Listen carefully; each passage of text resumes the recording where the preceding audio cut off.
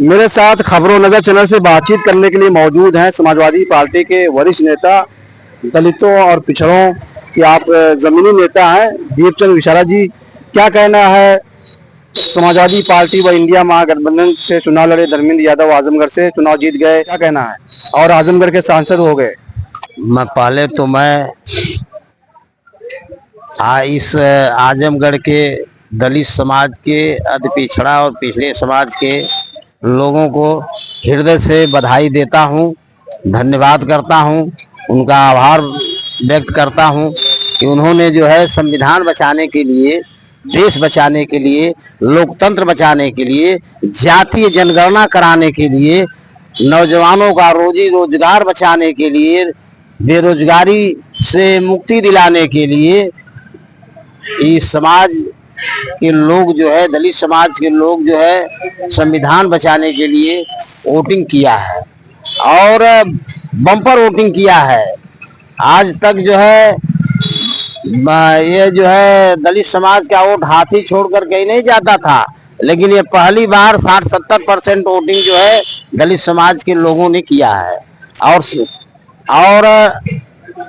इस देश को नई दिशा देने का काम किया है। मैं आदरणीय धर्मेंद्र जी को हृदय से जो है आभार व्यक्त करते हुए उनको जो है बधाई देता हूं, जीत की बधाई देता हूं। कहा जाता था कि समाजवादियों का गढ़ है आजमगढ़ और श्रद्धेय नेताजी मुलायम सिंह यादव की ये राजनीतिक विरासत रही है आजमगढ़ की सरजमीन, आजमगढ़ की धरती। और नेताजी कहते थे कि इटावा अगर मेरा दिल है तो आजमगढ़ धड़कन है। तो क्या लग रहा है कि कहीं ना कहीं आजमगढ़ की जनता ने जो है इसको भी देखा और मुहर लगाया है, धर्मेंद्र यादव को जिताया। देखिए, आजमगढ़ में जो विकास की गंगा बही है, एक ईंट भी कोई रखा है विकास के नाम पर तो समाजवादी के लोगों ने रखा है और समाजवादी के लोगों ने रखा है और समाजवादी की जो विजय हुई है वह विकास के नाम पर हुई है, लोकतंत्र के नाम पर हुई है, समाजवाद के नाम पर हुई है, बेरोजगारी भुखमरी से निजात पाने के लिए हुई है, संविधान बचाने के लिए हुई है, जाति जनगणना कराने के लिए हुई है। जात बिरादरी का, मजहब का, धर्म का कोई फैक्टर नहीं चलता। नहीं, कोई फैक्टर नहीं, धर्म और जात धर्म का कोई, मजहब का नहीं।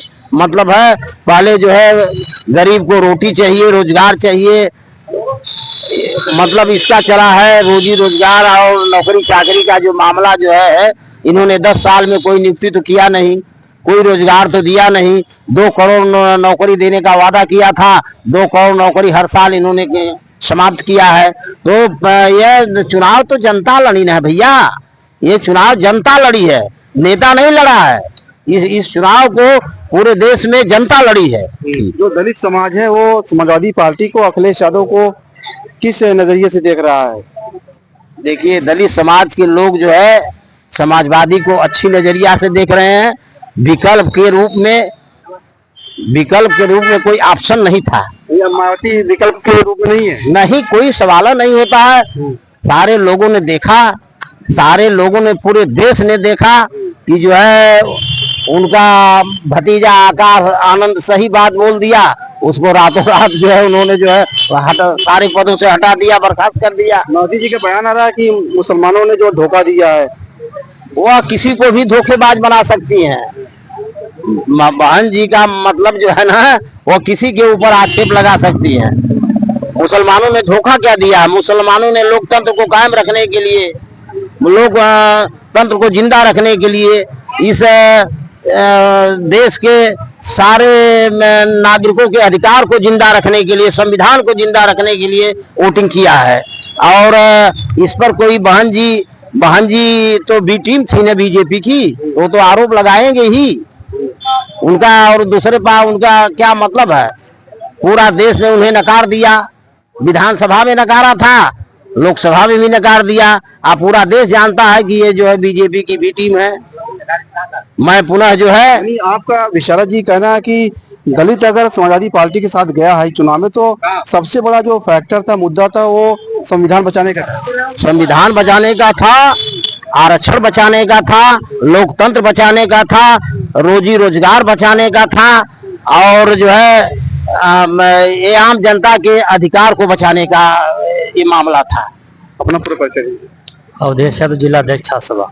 धर्मेंद्र यादव सांसद हो गए, क्या कहना है? ये आजमगढ़ जनपद की जीत हुई है, यहाँ के नौजवानों की जीत हुई है, यहाँ के कार्यकर्ताओं नेताओं की जीत हुई है, ये बल्कि सारे आजमगढ़ के बच्चे की जीत हुई है। और ये बहुत बड़ी जीत है। इस जीत से एक संदेश पूरे देश में गया है और धर्मेंद्र जी आजमगढ़ के लोकप्रिय सांसद बन गए हैं और सदन में अपनी बात अच्छी से रखेंगे और जनमानस और जनता का जो सवाल है, जो मुद्दा रहेगा, ये अपनी बखूबी उठाएंगे। ये आजमगढ़ की आवाज अब संसद में गूंजेगी। आजमगढ़ की आवाज तो सदन में गूंजेगी, पूरा देश देखेगा धर्मेंद्र जी की आवाज को। और ऐसा सांसद हम लोगों को जो मिला है, ये पहली बार ऐसा सांसद जो मिला है कि जो अपनी बात सदन में मजबूती से उठाएंगे। हाँ, यहाँ तो कोई फैक्टर नहीं रहेगा, न जात, न धर्म, न मजहब, सारे लोग इकट्ठा होकर के समाजवादी पार्टी के प्रत्याशी, जहाँ जहाँ समाजवादी पार्टी के प्रत्याशी थे, उनको अपने पक्ष में मतदान किया। धर्मेंद्र यादव ने कहा कि ये श्रद्धेय नेताजी की सरजमी रही है, राजनीतिक विरासत रही है, और उनको याद करते करते वो भावुक हो गए।